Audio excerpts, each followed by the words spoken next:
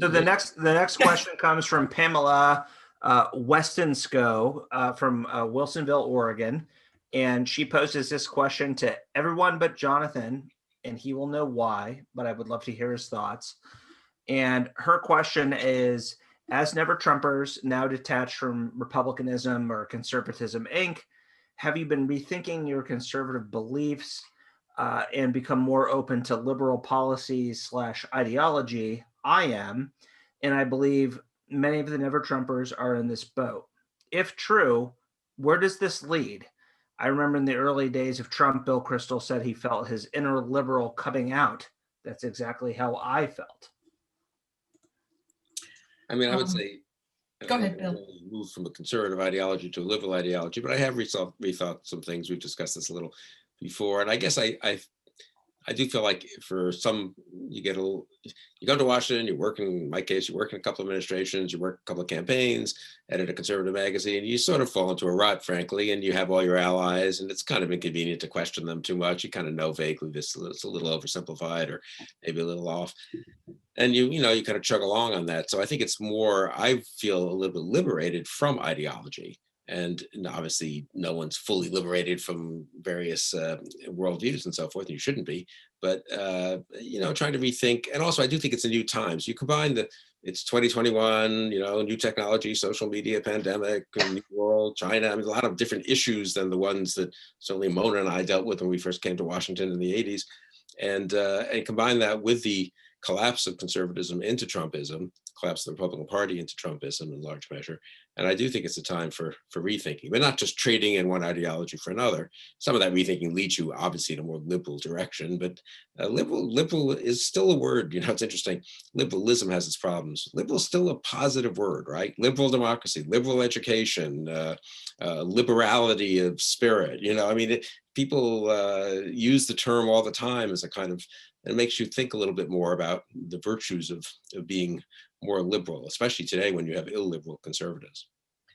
I've given this some thought too, and as Bill knows, we also discussed it. But I actually feel very sincerely that this has had, even though it's been an absolutely demoralizing period to live through and horrifying in some respects, I do think or hope that it has made me a much more open-minded person. Admittedly, it took a lot to pry my mind open and think anew, especially in my 60s. I didn't expect to change so many views, but I have. And it was unwilling, but I think and believe that I'm a more open and more a better person.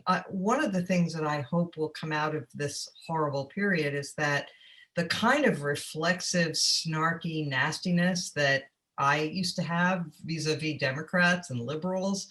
If I look back at some of the writing that I did 10 or 15 years ago, it makes me cringe now because I feel that there's been so much of that, and you can see now where it leads. And further, it was just mean-spirited and ungenerous. And the fact is, it's not helpful. And so I do hope that, I bring a different spirit to things now. I hope I'm not pulling any punches, but I do try to give the benefit of the doubt more to people that I used to dismiss. Sarah hasn't decided yet if she's running for office as a Republican or a Democrat, so I'm going to keep her from having to answer that, and I'll take the last one. Just keep her options open a little bit in those primaries that can get heated. But I was always a squish. I was always a squishy. I always liked the squishiest of the Republicans, so I didn't really change all that much. It was not just Trump, obviously, as you've probably seen earlier tonight, but my view on racial issues have changed a lot over the last 4 years. I think I was very close-minded and not, and kind of didn't even really understand the arguments for things like affirmative action. And I was always pretty liberal on policing issues, but other issues related to race. I've gotten very squishy on guns lately, and it was and frankly, it was like the Republicans' just heartless response. This wasn't Trump, like overall to school shootings from Parkland all the way down has just boggled my mind that we couldn't get any, that they couldn't agree on a single reform after things like that, it's kind of radicalized me on guns. So getting a little more liberal on that. And I'm pretty sick of rich people. So I don't know. I used to feel very strongly about the top marginal tax rate, but I don't really care about the top marginal tax rate anymore. I mean, on balance, I guess I'd rather it be lower, but whatever. If y'all want to squeeze them a little bit, that's fine with me. I'm just gonna throw one thing in, which is that I don't know that I've changed very much on a bunch of like individual policy issues. I will say the frame through which I look at politics now has changed dramatically, because I think working in party politics, I had a little bit of you have your jersey on, and you start to identify with a side, and I have shed that entirely because my frame now I think is about liberal democracy. And I think that, we because we're in a moment where it used to be that like what defined the parties, at least from my perspective, was, how do you want to make people's lives better? What are the policies that you think do that? And then you argue over them, but everybody's still friends.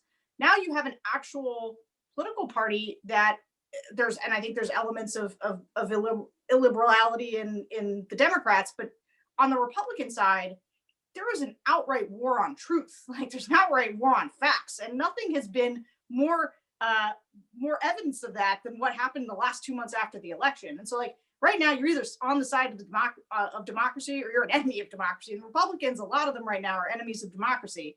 So, I think it's changed the whole way I think I look at politics.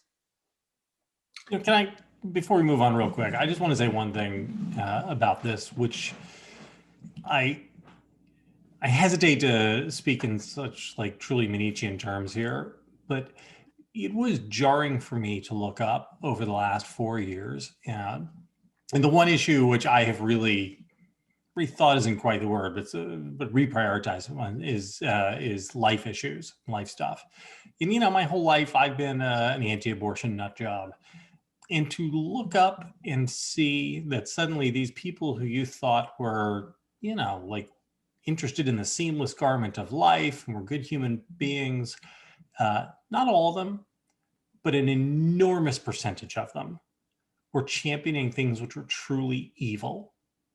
Which we're going to lead to the deaths of hundreds of thousands of people, which we're going to have kids put into cages and families ripped apart, and to see the people who were, theoretically on my side on abortion stuff be into that, snapped my head back in ways which I have still not fully, but there does become this real dissonance where, you think you have these values and you look up and you see that some large chunk of the other people sharing these values with you are just categorically evil. And it does make you think, well, wait a minute, hold on. Was I right about this stuff or was I just wrong about it?